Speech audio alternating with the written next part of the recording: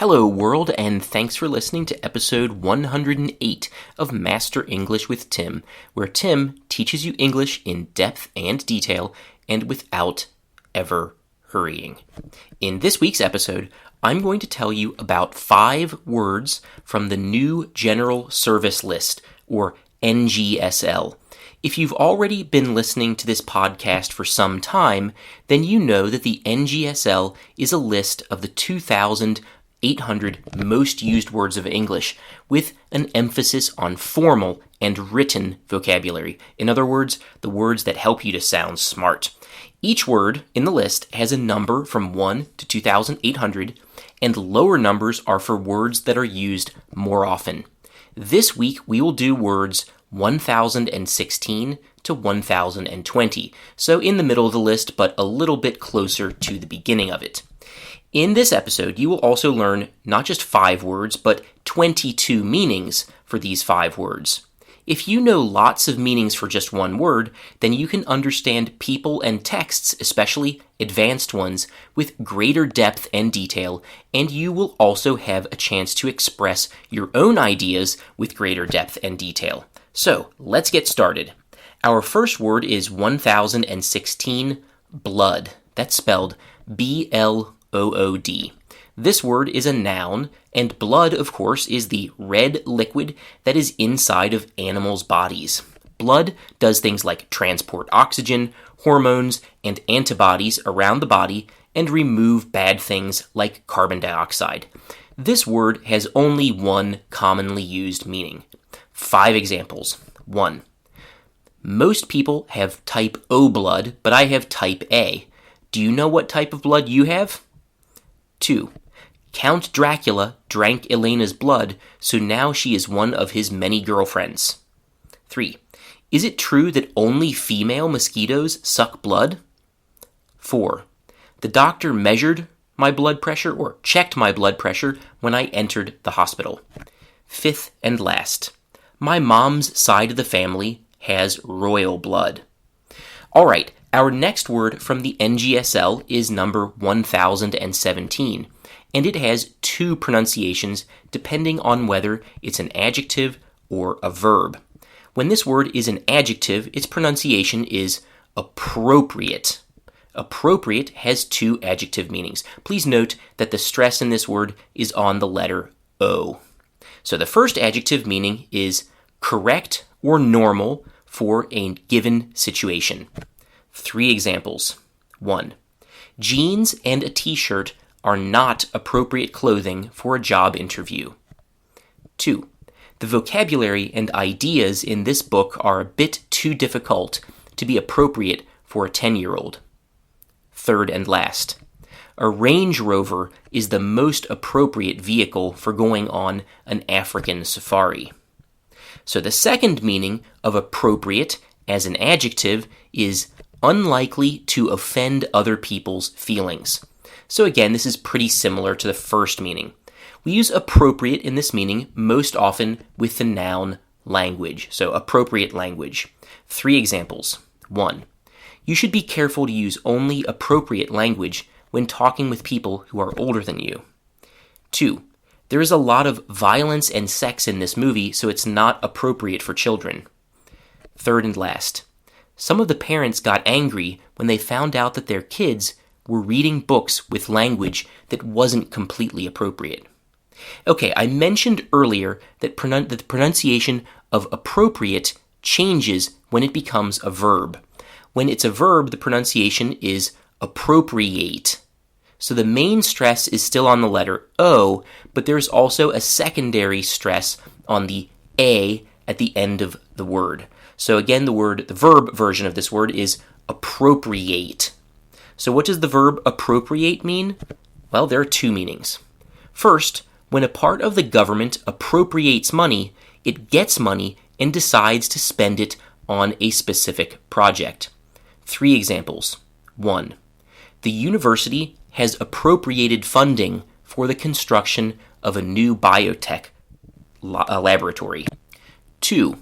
City Council has appropriated several $1 million for road repairs. 3rd and last, The federal government hopes to appropriate $7 billion to improve the country's airports. So the second meaning of the verb appropriate is to take something from another person and use it the way that you want to. This use is often, but not always, unfair. 3 examples. 1. You can't just appropriate other people's ideas and write about them as if they were yours. 2. 2 criminals escaped from jail, appropriated a car, and drove it several hundred kilometers before they were caught again by the police. Third and last. English contains a lot of words for food, for example, taco, that have been appropriated from Spanish. All right, on to our next target word from the NGSL, 1018, block. That's B-L-O-C-K. Block has 3 meanings as a noun and 1 as a verb. Let's start with the nouns. So the first noun meaning of block is any piece of solid material that is in the shape of a 3-dimensional square or a 3-dimensional rectangle. 3 examples. 1.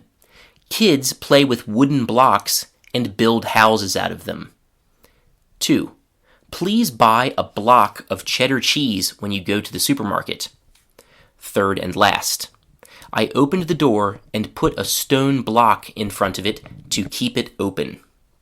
The second noun meaning of block is a square or rectangle shaped piece of territory in a city that is created by 2 pairs of streets. 3 examples. 1. I am very lucky to live just a few blocks from my parents, so I can visit them every day. I can even walk there by foot. 2. We went for a walk around the block after dinner.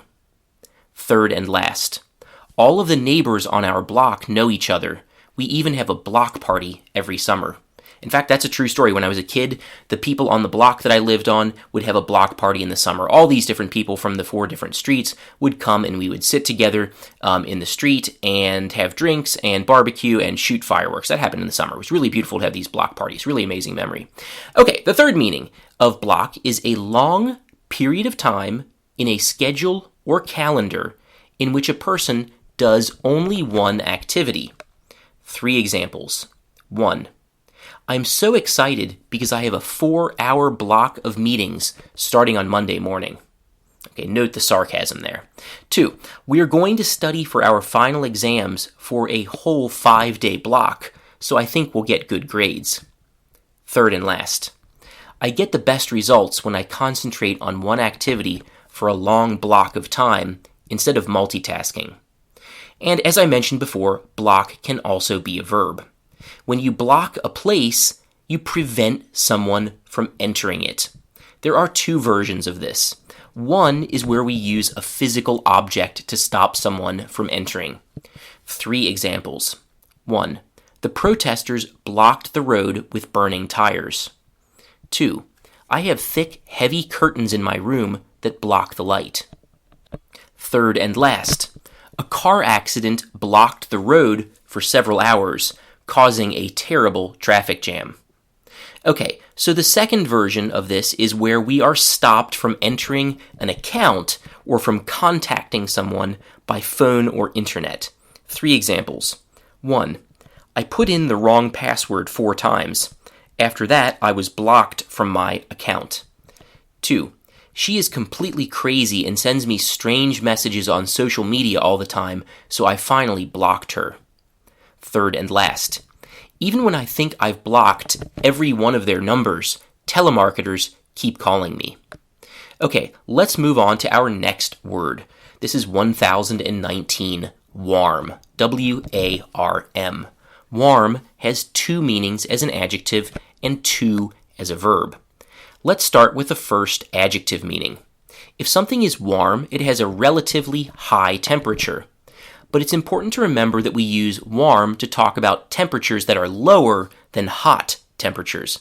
So for example, if you put your hand in hot water, it can cause you pain and maybe even burn you. But if you put your hand in warm water, you will feel no discomfort and definitely no pain. 3 examples. 1. It's 25 degrees outside. It's a nice warm day. 2. The water isn't warm enough to swim in. Third and last. My computer gets a bit warm when I use it. It gets even warmer when I charge it. Okay, so the second adjective meaning of warm is not very common, honestly, but it is interesting, so I will include it. We usually use this meaning together with the verb get in the meaning of become. So, get warm, become warm. We tell someone that they are getting warmer when they are coming closer to finding something whose location that you know, but the searcher does not know, or when someone is getting close to guessing the answer to a question.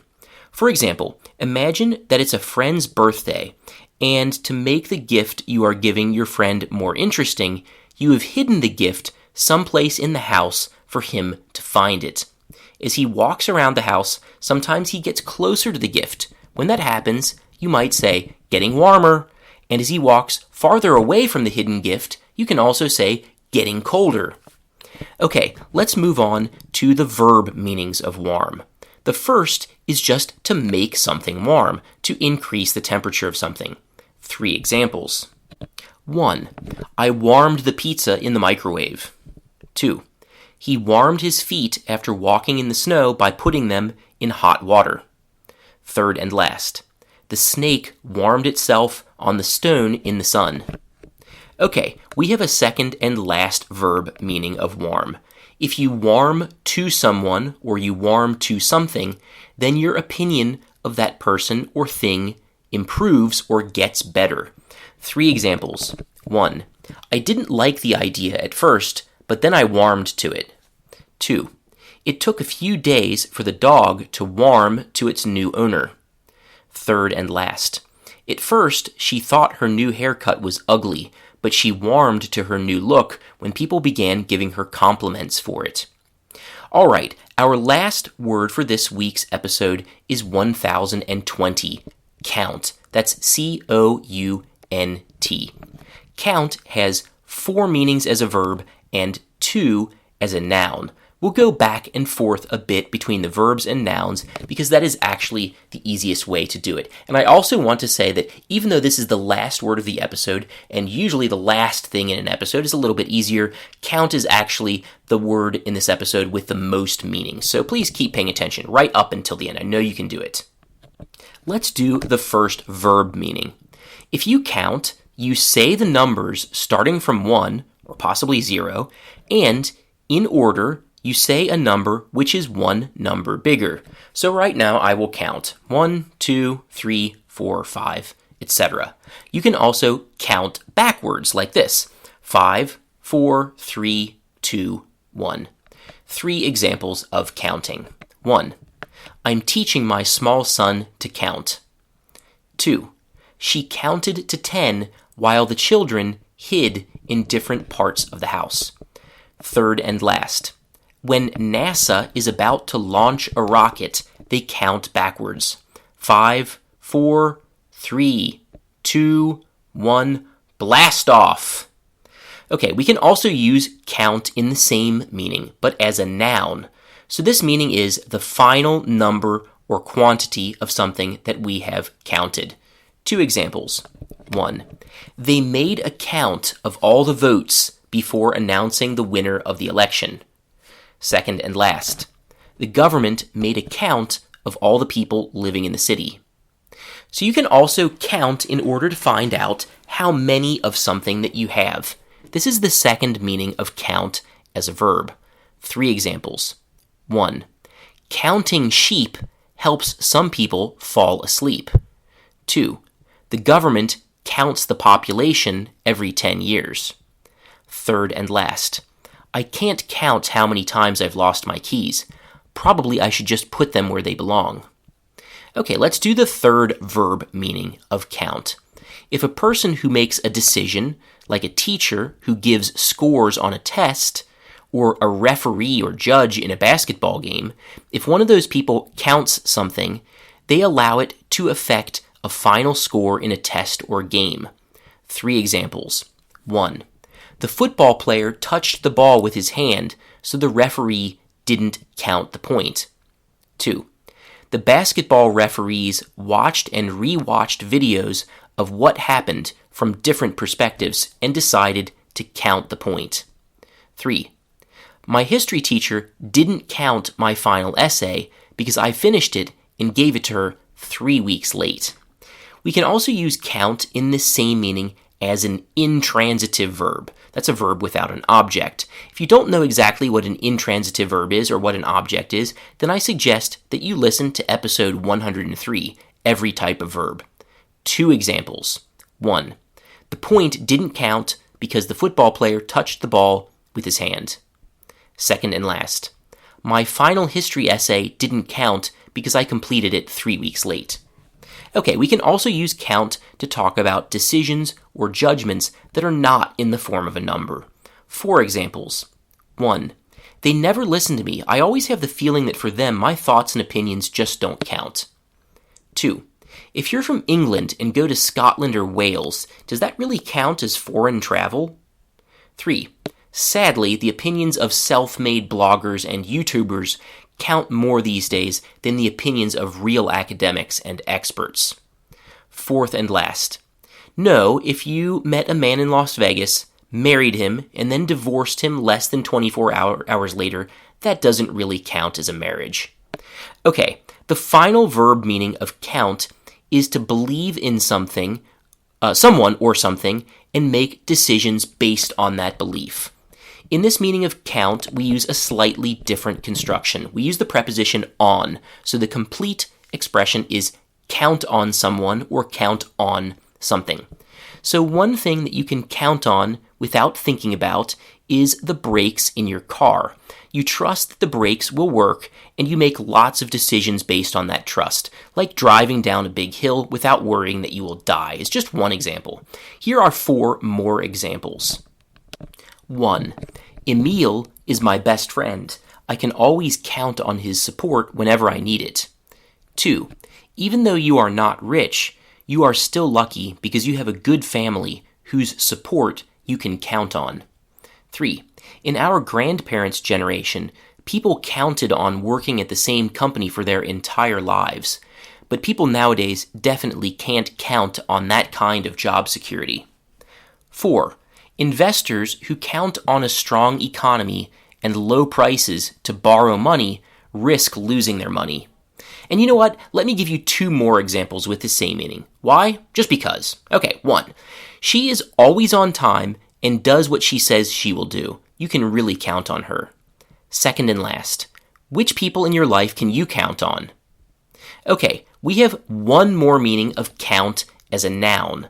This one is totally different than the other ones, so pay attention. And this is just the end. So here we go. A count is a nobleman in some European countries. So what is a nobleman?